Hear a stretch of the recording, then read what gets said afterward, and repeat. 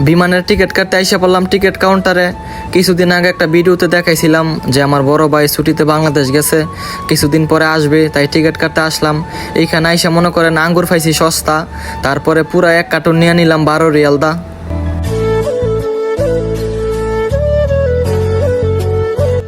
আসসালামু আলাইকুম এভরিওয়ান, কি অবস্থা সকলের? আশা করি সবাই ভালো আছেন। গাইস, আপনাদের দোয়ায় আলহামদুলিল্লাহ আমিও ভালো আছি।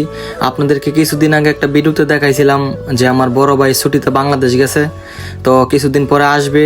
এখন আইসিএসি টিকিট কাটতে বিমানের যাওয়ার সময় সিঙ্গেল টিকিট কেটে গেছিল, ডাবল কাটে নাই।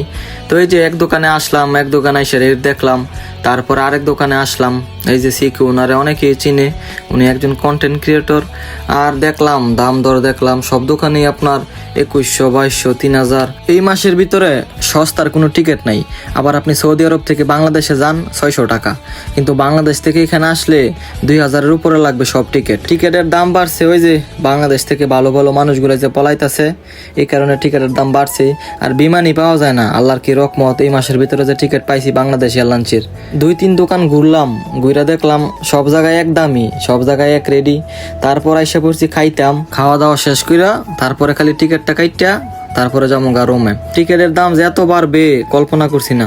এই যে এই দোকানতে এসে কাটলাম টিকিট, উনি টিকিট কাইটটা সবকিছু বোঝাই দিতেছে। টিকিট কাটা শেষ, আলা টাকা দিমু, টাকা দিয়া তারপর যাবো কইছে বাজারের ভিতরে গিয়ে কিছু ফল লমু, ফল লিয়ে ডাইরেক্ট এসে পড়বো রুমে। এই যে বাজারের ভিতরে ঢুকলাম, বাজারের ভিতরে অনেক মানুষ। আপনার সিকু তো জানেনি, প্রতিদিনই মানুষ হয়, অনেক মানুষ হয় সিকু। এই মাসের ভিতরে 3 দিন এসে পড়ছি। এইখানে আসলে মনে করেন খরচ 100 রিয়াল খালি গাড়ি ভাড়াই লাগে। এই মাসের ভিতরে অনেক ঘোরা হয়েছে, সিকু বাদে আর কত জায়গায় গেছি, দাম্মাম সাগরে গেছিলাম। মানে মোট কথা গাড়ি ভাড়াই লাগছে 500 রিয়াল। যেই টাকা কামাই করি এইটা সৌদি আরবই লাগে। এই যে দেখছেন আঙ্গুর ফল কত সুন্দর সুন্দর, ছোট ছোট একদম, এত মিষ্টি। 1 কিলোর দাম বলতেছে 5 রিয়াল, আর কার্টুন নিলে 12 রিয়াল। মানে কার্টুনের মাঝে প্রায় 5 কেজি আঙ্গুর হইব। তারপর আর কোনো কথা নাই, 1 কিলো বাদ দিয়া দুইজনে 2 কার্টুন নিয়ে নিলাম। আর রোমে গিয়া মনে করেন যেমনে পারি এমনি খামু, ব্লেন্ডার করে খাই, তারপরে মনে করেন পাবলিকরে দিয়ে খাই, নিজে খাই। এই যে পুরো 1 কার্টুন নিয়ে নিছি। আল্লাহ, রোমে গিয়া মনে করেন কোনো ভাত খাওয়া খাই নাই, শুধু আঙ্গুর খামু কয়েকদিন, যতদিন পর্যন্ত থাকে এতদিন পর্যন্ত মনে করেন খামু। এই যে গাড়িতে উঠলাম, আলা যাইতেছি গা রোমে।